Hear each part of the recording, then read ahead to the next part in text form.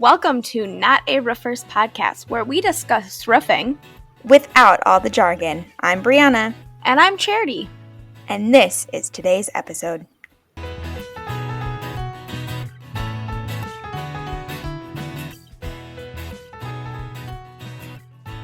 Hello, and welcome back to another episode of Not a Roofers podcast. Today, we're going to bring up another topic that may get you thinking, why are we talking about that? And that would be insulation.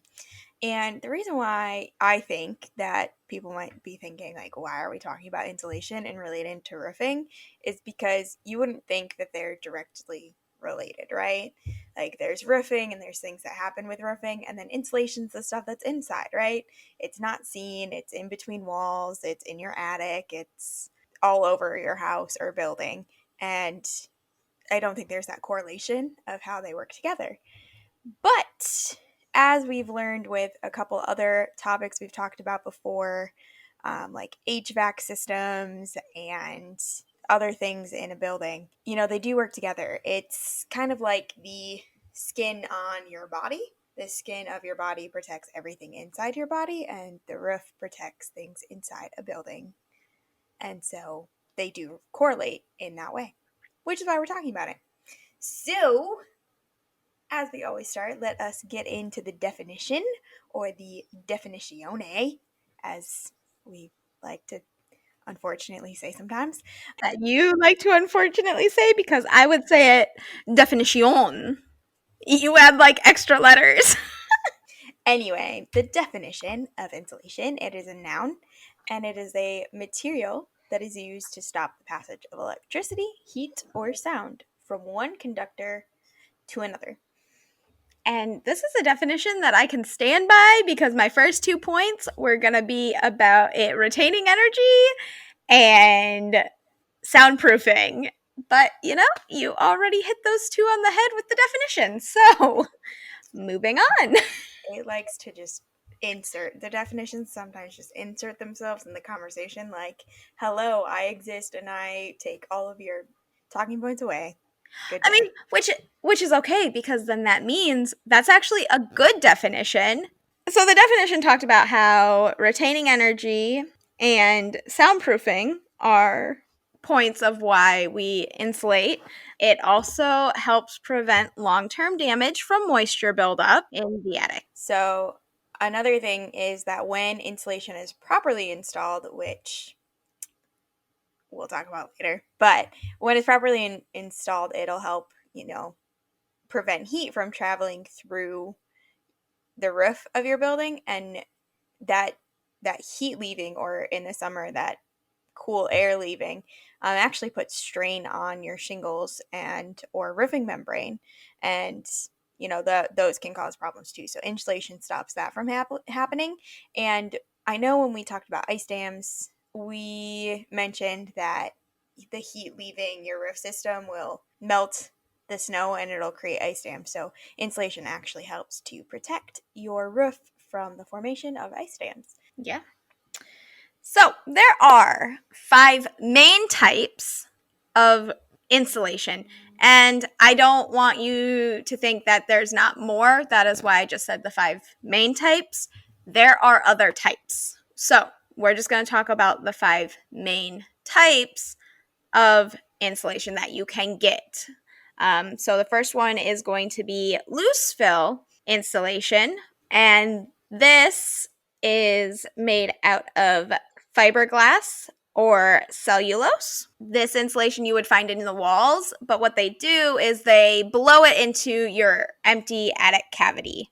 So there is no rhyme or rhythm to how they put this in. It's not nicely put. So if you open up your attic and all of this like loose insulation comes out, it's probably just loose fill insulation that they just threw up there.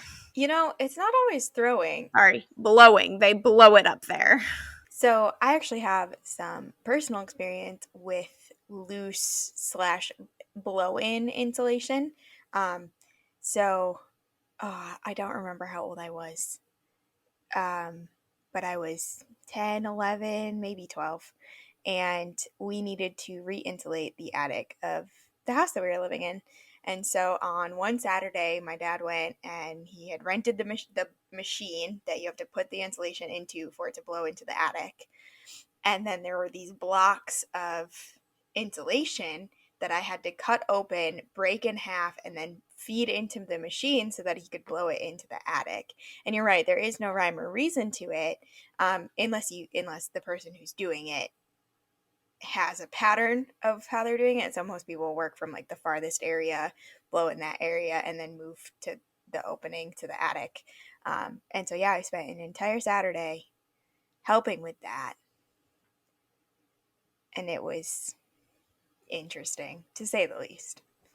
Did your arms hurt after? Because like loose fill is filled with fiberglass, and fiberglass does not feel good on your skin. So the way that it worked is I had to cut through the plastic and break the bricks in half. And I remember I was wearing long sleeves and gloves and eye protection, and I think I did get a little bit on part of my skin, but it wasn't enough to really hurt. And just the way that you put it in, you're not really touching the insulation all that much because you're just breaking this cube in half. You still have plastic, and then you're pushing it into the machine that's pulling the plastic off as the insulation is going in. And so there was limited contact for me with the insulation itself. Got it. But yeah. A pro about the loose fill is it's pretty inexpensive and pretty easy to install. Like you said, he just rented a machine for the day and did it himself. A con between it is like the material settles, and then you'll end up having a gap between the insulation and the roof. And so that can cause some issues with how much heat is being released or how much moisture is in there. Like, there's pros and cons to everything. Mm-hmm. So then our next one is bat and roll insulation. These are those big rolls of insulation that you see that you just kind of push and they all roll out. They usually have like a material on one side of them, like paper or foil to shield as the roll. Shield the person who is handling it so that they don't get fiberglass all over. Yes, that. And so these rolls are usually made with fiberglass or wool batting. Pretty easy to install. They get installed across the flooring or in between the rafters in the attic. You just kind of push it up in there and you're good to go. I see those rolls in stores and I just want to hug them. Except it's filled with fiberglass, and although there's the layer of protection, it's still, it makes my skin itch just thinking about it. These are also fairly inexpensive to buy. You can get 1,000 square feet for around $300-$400. Like, covers a good area. And that's not that expensive. Cons is it's fiberglass, so it's known to cause skin irritations. And then you might have to handle it just a little bit more to hang around objects or wiring. So, I mean, really not a horrible option. Then we have spray foam insulation, which is similar to the loose fill, but when you spray it, it becomes like this durable layer of foam insulation. You see this around windows a lot. You're not going to fill your whole attic space with spray foam insulation. No, you see these around, like it's to fill in the gap between windows and the frame, or doors and the frame, or in the attic around like vents, just to make sure that there's a solid seal around it. That's where you're going to see this spray foam. However, there are on commercial buildings, spray foam is known to be used more often for bigger spaces, and in those cases, it is required that you have a specialized contractor with certain training and experience to do the spray foam in a bigger area. But again, like I said, that's usually for commercial buildings. Yes, and it's it's not like super expensive. It's not the most expensive type, but it is fairly expensive. And so one of the cons is that it's messy. It does not look pretty, and it can be very expensive. Who cares about pretty insulation? I mean, some people. Then we have a rigid foam board. And I don't know if you remember this, but we helped install this in the shed at one of our houses on the ceiling. It is those foam boards of insulation. The difference between this is that they usually get applied just above the roof deck. It is an exterior insulation. So in the beginning, we were talking about how does insulation apply to roofing? Well, here is a direct way that it applies to roofing, because this one gets put on the roof deck before your roofing membrane gets put on. They can increase the soundproofing, especially if you have like a metal roof. And then it also has a waterproof barrier on it to help repel the water. The con being it's more easy to trap moisture underneath it. And then our last type is radiant barriers. They work best on slope roofs, and it is a barrier of aluminum foil sheets underneath the roof's interior to help reflect sun and heat. And then, so the radiant barrier and the foam boards, they are used in conjunction with the other insulation types that were mentioned. It's not something that you put the foam boards on and that's it. No, you use that and then you have something in the attic. You might be wondering, okay, so there are 5 common types of insulation, and you went through some of the pros and cons and whatever, but you may be wondering, well, what makes one better than another? And it comes down to something called an R value. And an R value measures how well the insulation can prevent the flow of heat in and out of the building. So a higher R value means there is greater insulation performance and greater savings on heating and cooling costs. I'm not going to go into depth about the R rating values because we do like to keep these episodes short, but you can easily look up the R values. I'm just going to condense some of the pros and cons because, it can be hard to follow a little bit. But general pros and cons for insulation. The pros: it creates a barrier so you don't lose heat or air conditioning. It is cost effective because by creating that barrier, you will save money on your heating and cooling costs.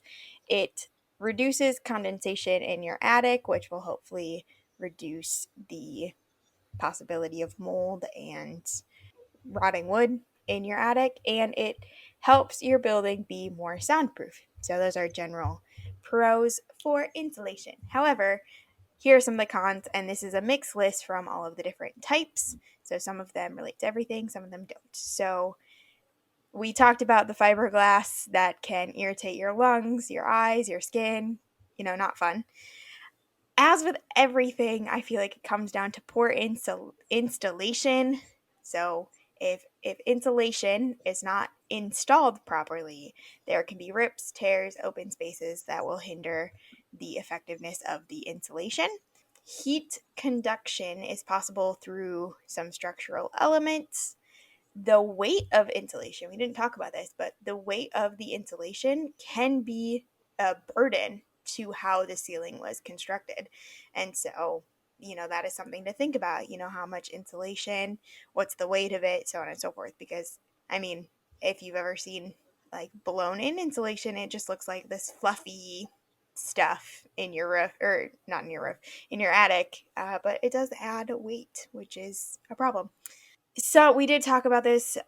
Some of the insulation types hold more moisture, which can then cause mold or hinder the performance. Some of the insulations create a mess. I think about the blown in insulation or the loose insulation, and that stuff is very messy. I mentioned earlier that with the spray foam, it is required to have a specialist subcontractor with training and experience when working with it on commercial buildings. And the last con is that there are some insulation types that if you are in a colder climate, you need that type of insulation and another for your building to be properly insulated. So just some things to think about in terms of insulation in general. I think that brings us to everything. Are we changing the definition? We are not changing the definition on this one. This one had a very well put together, easy to the point, and tells you exactly what it does. I vote it stays.